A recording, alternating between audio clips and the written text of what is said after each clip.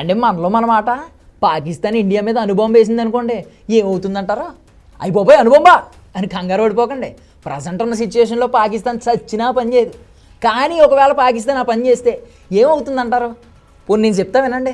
పాకిస్తాన్ దగ్గర ఇప్పుడు సుమారుగా 130 అణుబాంబులు ఉన్నాయంట. ఒక్కొక్క బాంబు ఒక్కొక్క సిటీనే లేపేస్తుందంటండోయ్.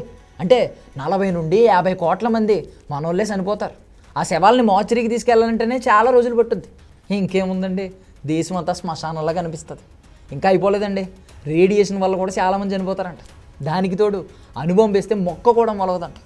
ఇంకేముంది, ఆకలి చావులు కూడా మొదలవుతాయి. కానీ ఇక్కడే ఒక ట్విస్ట్ ఉంది.